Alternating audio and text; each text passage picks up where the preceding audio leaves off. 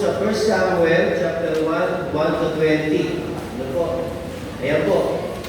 At ang pamagat po ay, she has called a mother through prayer. Ayan po ba? Kaya po, makikita po natin, ano, itong si Hannah ay siya po yung naging nanay ni Propeta Samuel. Ayan po ba? Hindi ko na po babasahin sa inyo yung talata, ano po, 1 Samuel, verse 1 to 120, kikwento ko na lang po kung ano po yung nangyari. Gusto niyo po ba? Amen, sige po. Alam niyo po, itong si Hannah ay mayroong pinapanalangin sa ating Panginoong Yeshua. At matagal na yung pinapanalangin ito, napakatagal na. Ang gusto lang niya, magkaroon siya ng anak. Amen po ba? Ngayon po, si Hannah po ay may asawa, ang pangalan po ay si Elkanah. At si Elkanah ay asawa si Hannah at asawa din si Peninnah. Ibig sabihin, dalawa po yung asawa ni Elkanah sa all po. Sino po dalawa asawa ito? Taas ang kamay. No. Isa lang ano po. Kasi po, noong panahon na yun, ay allowed po sila na mag-asawa ng dalawa. Siguro doon kinuha yung ano ng Muslim. Pero po ba? So makikita po natin, ano, dalawa yung asawa niya. At itong si Hannah ay talagang nananalamin. Kasi pagka ikaw nagkaanak, nung mga panahon na yun, aba crown glory mo yung anak mo. Diba? At talaga namang nung nakita mo yung firstborn, talaga namang iba yung feelings. Ano? Ako ang feeling ko para akong kinakabahan na hindi ko maintindihan Nung nakita mo yung anak mo, nung nakita mo yung anak mo si Graciela yung panganay, sabi ko sa sarili ko, paano ko kaya bubuhayin ito? Ewan po ba? So yun po, makikita natin, At makikita po natin na kung si Elkanah, dahil nga sa tagal-tagal na nananalangin, taon na binilang na pinapanalangin niya magkaroon siya ng anak, ay hindi siya binibigyan ng anak. Ewan po ba? Nakaka-relate po ba kayo na meron tayong mga panalangin sa Panginoon na tagal-tagal na namin pinapanalangin, pero hindi pa rin sinasagot ng Panginoon. Ewan po ba, nakaka-relate po ba kayo doon? At pagkatapos ang masakit pa, yung pinapanalangin mo, nakikita mo sa iba. Sana all. Nakikita mo sa iba. Yung panalangin na pinapanalangin mo na matagal na, taon na, nakikita mo sa iba. Kaya mapapasana ko ka na lang. Amen po ba? Amen. Palakuan po natin ang Panginoon. At si Elkanah ay devastated siya. Heartbroken siya. Ano? Siyempre, kung dalawa kayo na sa isang asawa, dalawa kayong wife, siyempre, gusto mo magkaanak ka. Ayan po ba? Para madala mo yung apelido niya, madala mo ng anak mo, hindi po ba? Kaya, nagpapaligsahan yung dalawa. Kasi gusto nila magkaanak. So makikita natin na she's really devastated and heartbroken kasi yung pinapanalangin niya nangyayari sa iba. Nakuha niyo po ba? Nakaka-relate po ba kayo? Pero kayo mga pinapanalangin. Ano? Pero nakikita niyo naman sa iba. Kahit na naglilingkod ka na sa Diyos, taon ka na naglilingkod sa Diyos, o habang buhay ka na naglilingkod sa Diyos, isa lang ang pinapanalangin mo. Maganda yung puso mo, maganda yung motibo mo. Isa lang ang pinapanalangin mo. Sa buhay mo ni Elkanah, pinapanalangin lang mo niya magkaroon siya ng anak. Ano po ba? Kayo po ba? Amen? Amen. So makikita natin, unang puntos po. Next. Ang unang puntos po, sabi rito, God remembers us even when our hearts are broken. Ano? Kahit po tayo ay heartbroken na, kahit devastated na po tayo, ay naaalala pa rin ng ating Panginoon. Naaalala tayo ng ating Panginoon. Sabi po niya sa magandang sa awit 34:1-8, tinutulungan niya ang mga nagdurusa at di binibigo ang walang pag-asa. So kung meron man po tayong mga panalangin na hindi pa sinasagot, ano po, alam ng Panginoon yan. Ewan po ba? Kahit na, nasabihin natin sa Panginoon, ang ganda naman po Panginoon ng motibo ko eh. Ang ganda ng puso ko. Parang si Elkanah, gusto lang niya magkaanak. Pero hindi binibigay ng Panginoon. Kaya heartbroken siya. Kasi minsan, yung gusto natin, nakikita natin sa iba. So, sabi sa mga awit, 34:1-8, tinutulungan niya ang mga nagdurusa at di binibigo ang walang pag-asa. Napakaganda po, ano? Na-remember tayo ni Yahweh kahit na may panalangin tayo na matagal na natin pinapanalangin ay para pang walang kasagutan. Ano po? Ang ganda ng puso ko, ang ganda naman ng motibo ng puso ko. Isa lang, ano? Para kay Elkanah ay yung magkaanak siya. Kaya po, ano po yung matagal nang pinag-pray pero hindi pa sinasagot ni Lord? Meron po ba? Meron po ba kayong mga pinag-pray?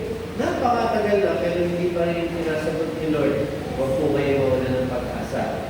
Dahil po sabi po sa kanyang salita, tinutulungan niya ang mga nagdurusa at di binibigo ang walang pag-asa. Gusto lamang po ni Hannah na maging isang ina. Yun lang po ang gusto ni Hannah. Kaya po kayo po ba mga nanay, nung sinilang niyo po yung inyong mga anak, ano po yung naramdaman niyo? Masaya po. Ano po po? Ha? Excited? Ano po?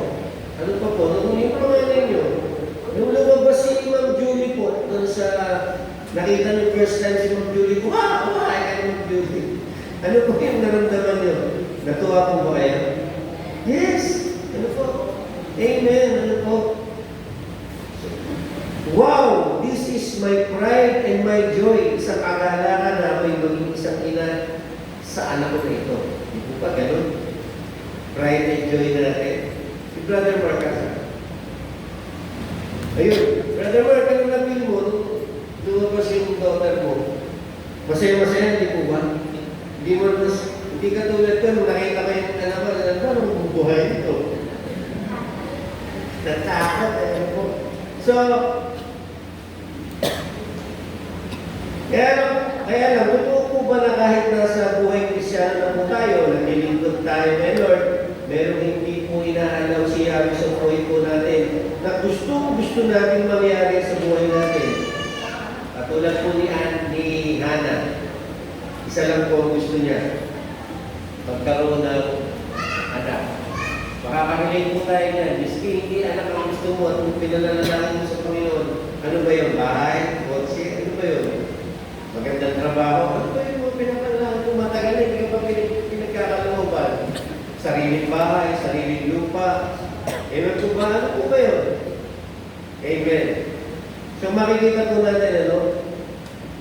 Tingnan po natin sa 1 Samuel 1:1-2 next. Ayan po, 1 Samuel 1:1-2. Dito na po, ikikwento ko po sa inyo. Sabi po ito, sa Ramataim Sotim, isang bayan ng kabululan ng Ephraim, ay may nakatirang lalaki na nagngangalang Elkanah. Siya'y anak ni Jeroham at apo ni Elihu na mula sa sambahayan ni Tohu at mula sa angkan ni Suf na Efrateo. Dalawa ang asawa ni Elkanah, sina Ana at Penina. May mga anak si Penina, ngunit si Ana ay wala. Pagka po binasa niya, parang wala lang, ano po? Parang wala lang. Pero tingnan niyo kung mabuti, no? Parang merong ano eh. Tingnan niyo po, sabi rito,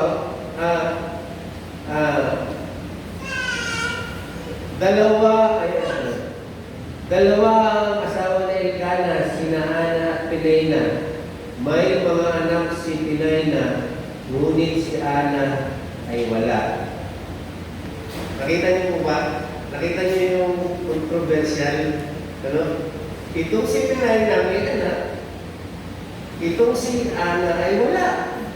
Eh, ano po mapipili ninyo kung gano'n? Ano? Yung isa may anak. No, pagkatapos, ito pa. Itong si Pinay na, nangaasar pa. Inaasar na lagi si Ana, sinasabi niya, ako may anak, ikaw wala. Buti nga tayo, wala ka ng bagay nito. Ako may anak, ikaw ay wala. Kaya hindi na ikaw pupuntahan ni Elkanah. Ako na lang, sa akin na lang siya magpo-focus. Pagdating po sa babae, masakit po yun. Lalong-lalo na po, dito sa Pilipinas, kung dalawa asawa mo dito sa Pilipinas, ano ibig sabihin, may kabit ka, talagang napakasakit to nung pagkatapos yung kabit ang may asawa. Ay may anak. Tapos yung original, walang anak. Paano yun? Nakakalungkot naman yun. Kaya devastated si Elkanah. Gusto ni Elkanah magkaroon ng anak. Merong comparison. Nakita niyo po ba kung merong comparison? Kaya nagkakaroon ng controversial Pagka nagkakaroon ng comparison, kahit po sa mga anak, pag pinagkumpara niyo yung dalawang anak ninyo, mag-aaway yan. Kasi iba yan May mga ibang talent sila. Merong iba-ibang talent na wala doon sa isa. Amen po ba? Kaya hindi po dapat nagkakaroon ng ng comparison. Kaya mahirap magsaya na yung blessing na pinapanalangin mo, nakikita mo pa sa iba. Ang hirap mag-rejoice. Lalo na yung blessing na pinapanalangin mo, makikita mo sa mismo karibal mo. Ayan po ba? Nakikita. Hindi mo masakit yun. Ayan po ba? Nakuha nyo? Masakit yun. Sabi ni Hannah kay Penina, wow, ikaw na. Ikaw na. Magaling. Sabi ni Hannah. So, next po, basahin natin sa 1 Samuel 1:7. Yun po yung ginawa ni Penina. And as she did, and as she did, so year by year, ginagawa ni Penina, year after year, when she went up to the house of the Lord, so she provoked her, therefore she wept and did not eat. Ano po ginawa ni Penina? Inaasar niya, pinuprovoke niya si Ana, hanggang sa sumakit na yung loob, na heartbroken na yung tao, hanggang sa hindi na makakain. At iyak na lang siya ng iyak. Amen? Kaya po makikita natin, na pinagtatawanan siya, idinadaw siya, dinidiscourage siya. May mga Penina po ba kayo sa buhay ninyo? May mga Penina po ba kayo na laging nakakontra sa inyo? Na pagka meron kayong gagawin, magandang business ako naiisip, hindi malulugi ka. Meron po bang gano'n? Na sa halip na tulungan ka, na positive way, palakasin yung loob mo, maganda yan, sige, tuloy mo lang yan. Pero hindi, nakakontra agad, parang si Penina. Meron po ba kayong Penina sa buhay nyo? Utusan niyo po, joke lang. Joke lang. So, makikita po natin na minsan, kung sino pa yung taong alam mo na mag-comfort sa iyo, sa kanila ka pa nakakaramdam ng mga sakit sa mga sinasabi nila. Minsan sa pamilya natin, naku, hindi mo kaya yan, huwag mong gawin yan. Mangungutang ko na ng tricycle, pagkatapos pamamasala ko, pagkatapos yung pinagmasalahan ko, mag-iipon ako, ibabayad ko yung pangulo. Naku, hindi mababatak lang yan. Pero kung ba kayo mga Penina sa buhay nyo, balibagin niyo po ng tinapay. Amen? Huwag niyo po ilalagay sa karakol. Parang po natin ang Panginoon. Pero gusto ko po yung malaman, naiintindihan ng Diyos ang ating mga pinagdaraanan sa buhay. He understands our pain, He understands our agony. Kahit ganun pa man, naiintindihan ng ating Panginoon yung mga pinagdadaanan natin. Kasi, Diyos siya na nagkatawang tao. Amen? Nagutom siya At hindi lang yung nagutom siya, nagalit siya. Amen? Hindi lang yun. Pinahirapan siya, nasaktan siya. Kaya kung ilalagay po natin sa isip natin kung ano yung ginawa ng sa atin na natin Panginoon Yesus po, Yeshua Christ. Talagang wala pa yan sa pinagdadaanan natin eh. Napaglabanan niya lahat yan eh, yung puro ng tinig, kaganyan na. Tapos ibaon dito. Yung lang matinig ka, kumakain ka, matinig ka, kasakit na. Di po ba yung pinagkampas sa ating Panginoon Yeshua? Yung latigo. Yung latigo, hindi yung basta latigo. Ang tawag mo doon, cut o 9 days. Yung merong sima, na pagka inampa sa'yo, kakapit sa balat mo, sa laman mo, pagkatapos pagka hinata, yung laman mo makukuha. Ganun po kasakit ang ginawa ng ating Panginoon.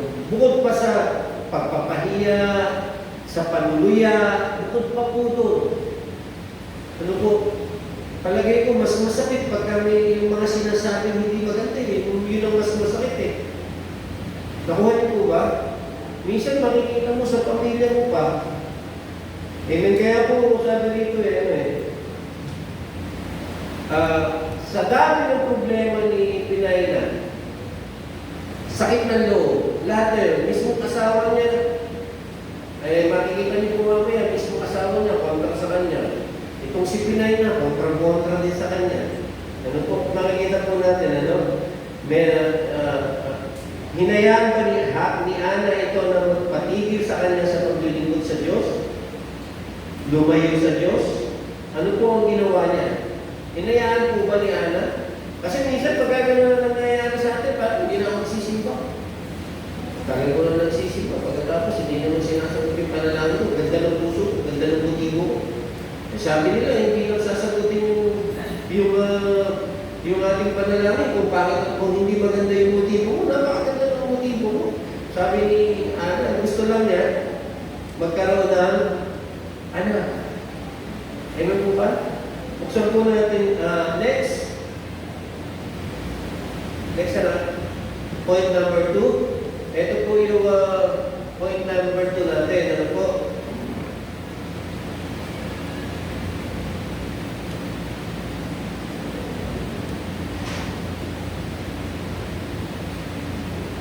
Ayan. Ang point number 2 po natin is Yahweh remember us while we are praying. Ano? Sabi dito, mga awit 145, 1:8, magandang balita Biblia, siya'y nakikinig at handang tumulong sa lahat ng tao. Sa sinumang taong pagtawag sa kanya ay tapat at totoo.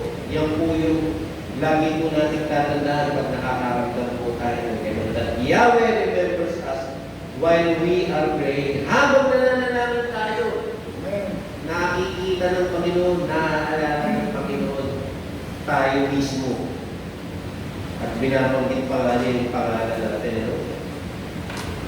Alam mo po, pwede tayo mag-respond sa napakaraming mga bagay. Pwede tayo magreklamo, pwede tayo sumuko, pwede na tayo mag-iba, pwede na tayo umayaw, yung iba sa atin, pwede na tayo umiwas, pwede na po yung iba sa atin na nasa kalagayan ni Hana, pwede na natin gawing maghiwalay na lang tayo. Ano po? Kung meron dito nasa kalagayan ni Hana, dalawa kayo sa buhay, ano po?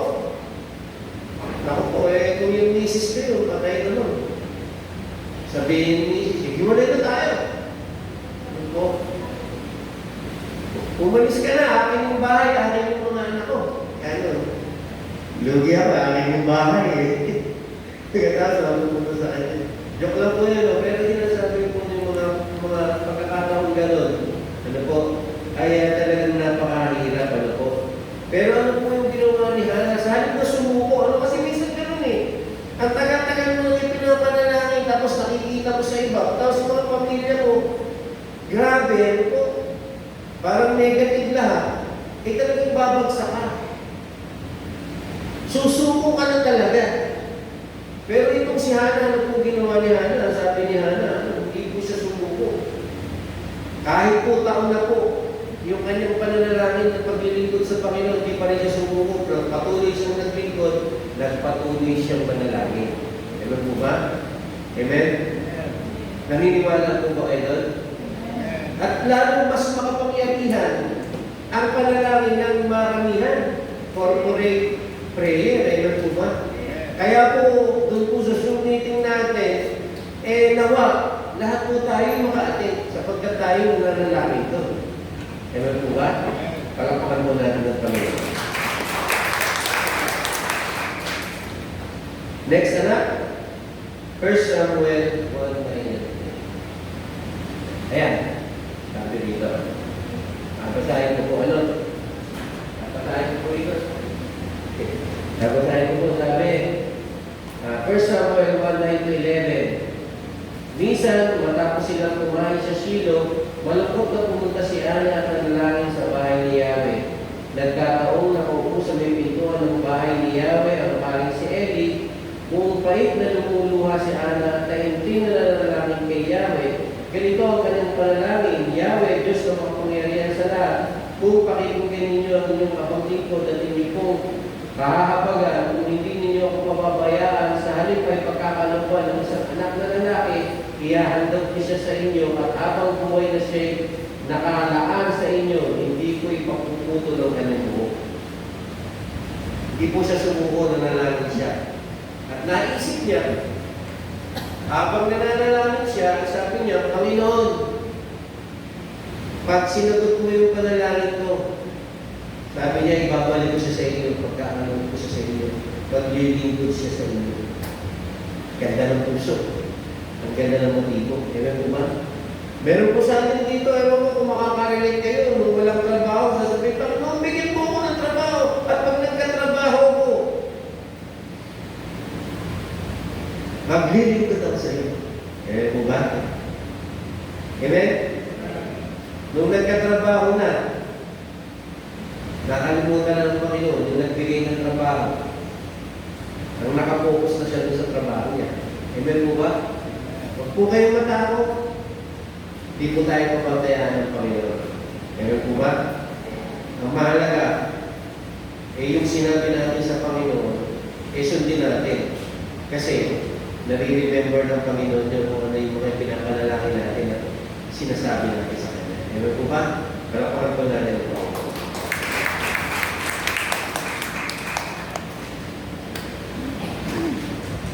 Sabi dito, sometimes, yung alam natin na may mga tao nakakaintindi sa atin, yung bang hindi tayo maintindihan.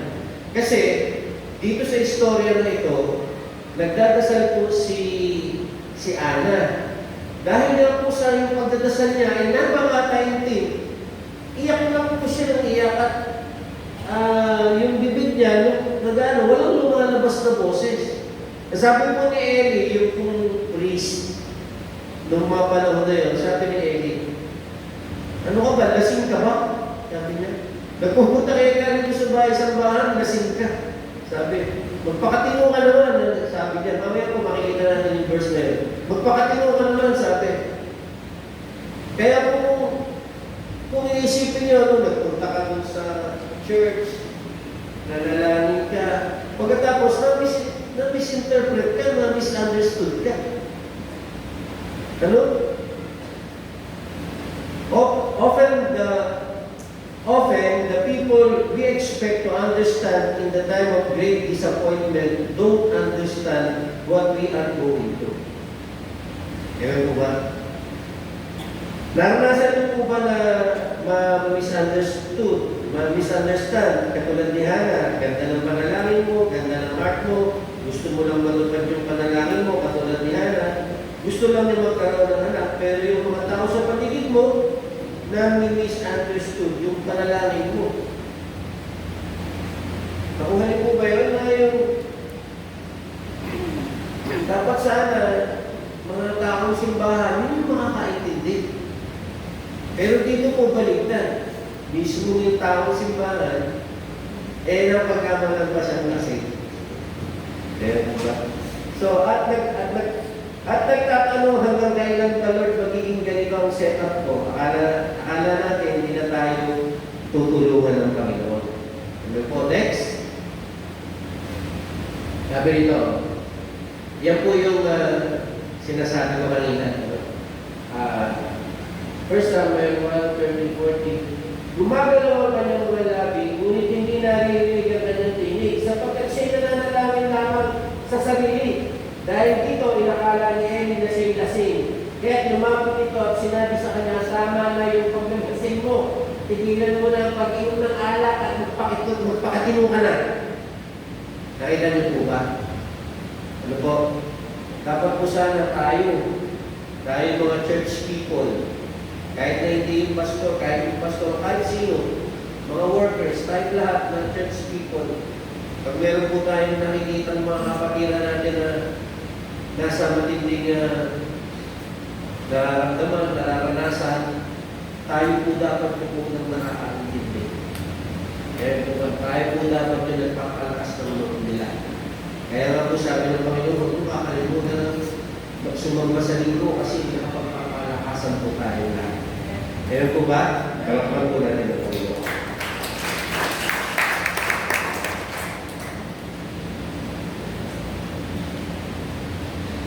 Next. And often the people we expect to understand in the time of great disappointment don't understand what we are going through. Next. Ito na po yung ating point number 3. Katapos na po tayo. Sabi, Yahweh remember us after our prayer had been answered. Matatandaan niyo po sa King James Version sa Acts 10:31, and said, Cornelius, thy prayer is heard, and thy alms are had in remembrance in the sight of God. Alam mo po kayo kung si Cornelius hindi tumananampalataya, pero narinig ng Panginoon at na-remember niya yung panalangin ni Cornelius. And what more, tayo mga mananampalataya na nananalangin. Ano po? At hindi lang yun, pagkatapos mo manalangin at pagka pinagkaloob na sa iyo yung panalangin mo, nare-remember ng Panginoon kung ano yung pinamahal mo sa Kanya. Ewan po ba? Mihingi ka ng kotse, Lord, pag po ako nagkaroon ng kotse, ipagagamit ko po sa ministry. Amen? Lord, pag po ako binigyan niyo ng trabaho, magbibigay po ako sa ministry. Lord, pag po ako ay pagka po ako ay binigyan mo ng bahay at lupa, maglilingkod ako sa iyo. Nalilinig at nararamdaman at naaalala ng Panginoon yung mga sinabi natin. Pero kailangan, pero makikita mo yung pinagkalooban niya muna sa iyo. Pero alam niya kung ano yung mga sinabi mo na gagawin mo pag ginawa niya yung, pag sinagot niya yung prayer mo. Ano po ba? Kalakuan po natin ang Panginoon. Sabi ni Elkanah, God, if you give me a son, I will give him to you, and he will serve you. Ano po ba? Next, 1 Samuel 1:19. Sabi po rito, and they rose up in the morning early and worshipped before the Lord, and returned and came to their house to Ramah, and Elkanah knew Hannah his wife, and the Lord remembered her. Amen? Nakita niyo po, naaalala ng Panginoon si Elkanah. Pwede niyo palitan yung hair. Palitan natin yung hair. Palitan natin ang pangalan natin. And the Lord remembers ito. And the Lord remember Yoli. And the Lord remember Mark. Dahil lahat po tayo may pinapanalangin sa Panginoon. Ano po ba? Parapan po natin yung Panginoon.